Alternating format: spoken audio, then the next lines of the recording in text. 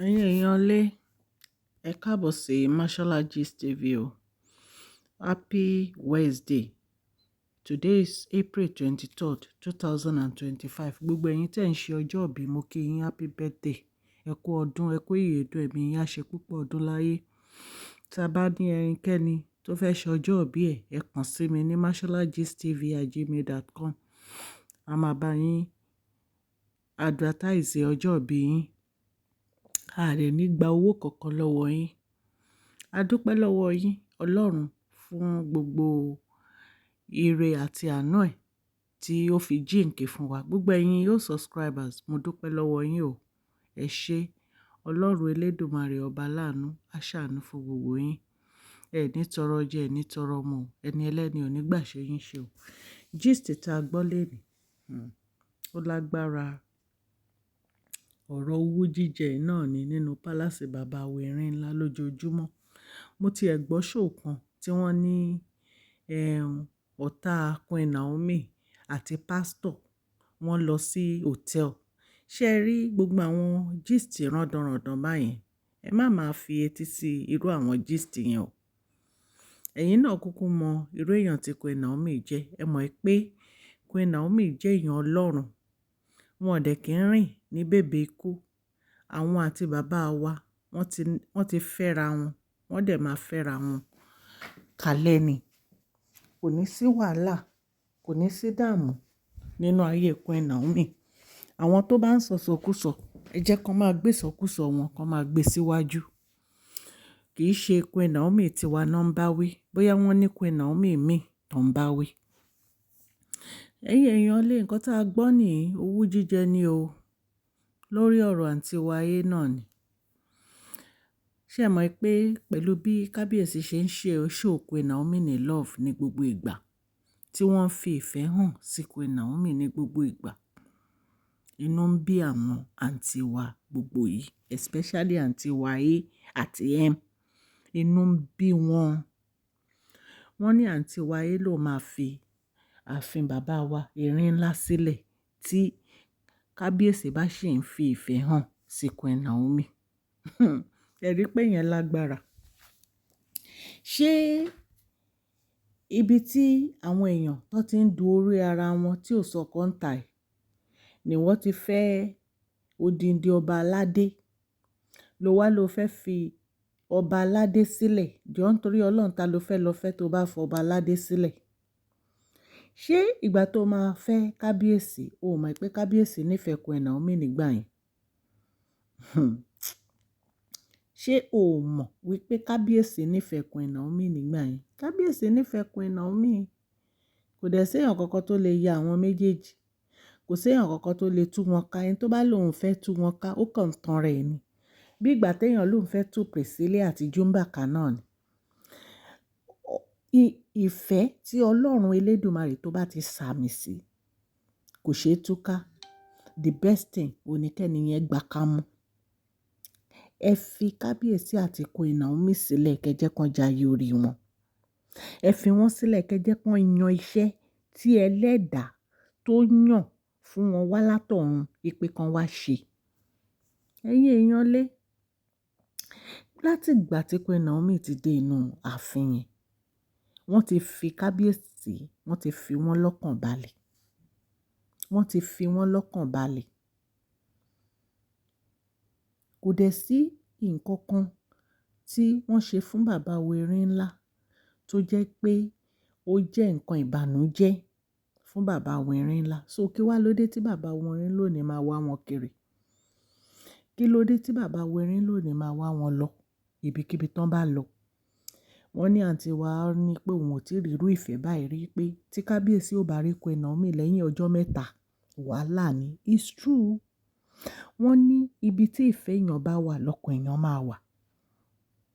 Ìfẹ́ kábíyèsí ibi tó wà nìyẹn. Ọ̀dọ̀ Queen Naomi nífẹ̀ẹ́ wọn wà.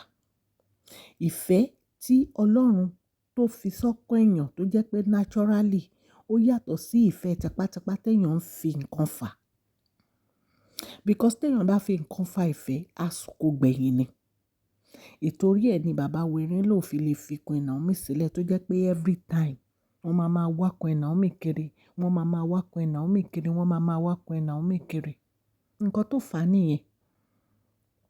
So ẹ̀yin wá ní kí ló dé tó jẹ́ pé kábíyèsí ò lè do without Queen Naomi. Àti kábíyèsí ò bá ti rí Queen Naomi láàrin ọjọ́ mẹ́ta wọ́n máa máa wá wọn kiri. Kí ló dé tẹ́ fẹ́ kàn wá wọn kiri? Obìnrin tó fi wọ́n lọ́kàn balẹ̀, tí ò gbé wàhálà bá wọn, tí ò gbó wọn lẹ́nu, tó jẹ́ pé nǹkan tó bá fẹ́ ló bá wọn fẹ́, tó dẹ̀ ń fi àdúrà tó fi ń jagun fún wọn lọ́sàn-án àti lóru. All the time la máa ń gbọ́ pé Queen Naomi ń gbàwẹ̀ àtàdúrà fún bàbá wẹ̀rí ńlá. Kì í ṣe nítorí pé bàbá wẹ̀rí ńlá nìkan, nítorí gbogbo àwọn ọmọ ará ilé Ifẹ̀ ni. Kí ìgbà wọn kó lè rọrùn, kí ìgbà wọn kó lè san gbogbo àwọn tó ń gbé ilé Ifẹ̀ àti àwọn tó ń jọba lé lórí. Nǹkan tó ń ṣe nìyẹn. And kì í ṣe èní náà tí ń ṣe. So ẹni tó bá wá tó jẹ́ pé ó ní wọ́n ní láti fi Queen Naomi sílẹ̀ àbí kán máa ṣe bó ṣe ń ṣe sí Queen Naomi sí òun, ẹni yẹn ń waste time ẹ̀ ni o. Abẹ́tàkẹ́ra jókòó ara yín jẹ́ kẹ́ fi Queen Naomi sílẹ̀ because Queen Naomi ò ní anybody lára. Wọn ò ní anybody lára. Wọn ò rí yín. In fact gan, there was a time tá a gbọ́ pé Queen Naomi ò kí ń sọ̀rọ̀ àwọn sisi wa gbogbo ẹ̀. Wọ́n náà mind business wọn ni. Wọ́n náà mind business wọn ni. Wọ́n ní bàbá wẹ̀rí ńlá máa ń sọ fún wọn pé ẹni tẹ̀dẹ̀ ń sọ̀rọ̀ yìí kò kí ń sọ̀rọ̀ yín o. Kò ń rí ti yín rò. Queen Naomi ò rí ti wọn rò. Wọ́n fèsì bàbá wẹ̀rí ńlá àti ọmọ wọn ni. Nǹkan tó ń ṣe nìyẹn. Wọ́n dẹ̀ ń fi àdúrà ràn bàbá wẹ̀rí ńlá lọ́wọ́. Wọn ò bẹ́yàn kọ́kọ́ jà. Wọn ò bẹ́yàn kọ́kọ́ bínú. Ṣùgbọ́n insecurity conscience òun ló ń bọ́dà àǹtí wa. Òun ló ń bọ́dà àǹtí wa A àti M. Ó ní. Because ẹ fẹ́ máa compare ara yín pẹ̀lú Queen Naomi. Ọ̀tọ̀ọ̀tọ̀ lẹ wálé ayé. Bẹ́ẹ̀ ṣe wọnú palace yẹn gbogbo wa la mọ̀. Ó ṣojú gbogbo wa. A dẹ̀ lè gbàgbé. A lè gbàgbé. Ó ti wà ní memory wa. So ẹ fi Queen Naomi sílẹ̀, jẹ́ kí Queen Naomi jayé orí ẹ̀. Ẹ jẹ́ kó jayé orí ẹ̀. Nǹkan tí kábíyèsí bá fún yín, ẹ jẹ́ kó tó yín. Bó jẹ́ títí ní ìfẹ́ náà fún yín, ẹ jẹ́ kó tó yín. Ẹ má máa wá ìfẹ́ tẹ́ ẹ lè rí, ẹ má máa wá kiri. Ẹ̀yin èèyàn lé nǹkan tí a gbọ́ nìyẹn o, tó ní àǹtí wa ń sọ. Kò dẹ̀ sọ́kàn ta. So téèyàn bá ṣì ní adé orí, kó rọra gba kámú kó jókòó síbẹ̀ kó máa tọ́jú ọmọ ẹ̀. Advice tèmi nìyẹn o. Ọlọ́run Elédùmarè á wà pẹ̀lú kábíyèsí, á wà pẹ̀lú Queen Naomi, á dẹ̀ wà pẹ̀lú Dr. Elizabeth àti Tadenikawo. God will protect them. Torí a gbọ́ pé ó ń bá Dr. Elizabeth jà, ó ń lérí sí Dr. Elizabeth pé ó máa make sure pọ́n kúrò ní palace yẹn. Ó lé lé Dr. Elizabeth kúrò ní palace. Nítorí pé wọ́n ń bá yín sòótọ́ rẹ̀ pé nǹkan tẹ̀ ń ṣe ò dá. It's true. Ẹni ẹlẹ́ni ó wá sí inú palace yẹn láti wá jókòó ti ọkọ ẹ̀ ni.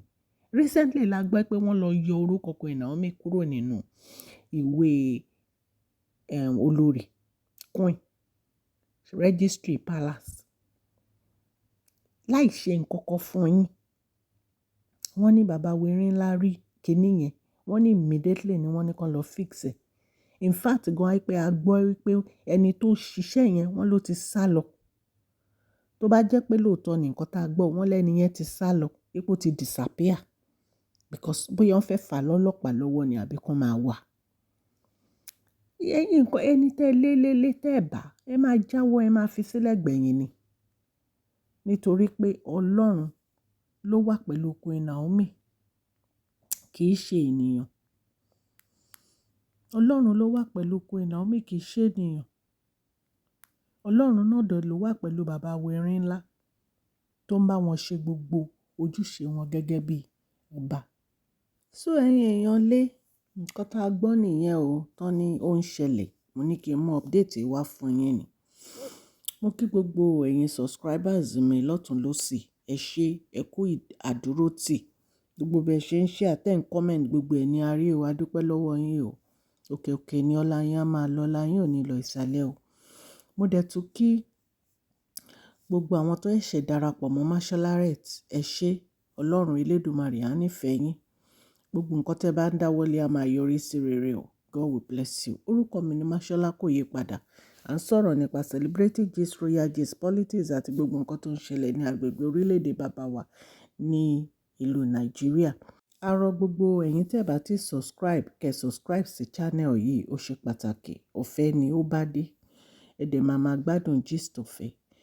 Prize giveaway wa tó a tún máa ṣe ó ń bọ̀ lọ́nà ní July 15. Ẹ máa comment, ẹ máa like, ẹ máa share gbogbo àwọn gist wa yìí so that a fi lè mú yín. A dẹ̀ ti rí àwọn tó ti darapọ̀ mọ́ wa.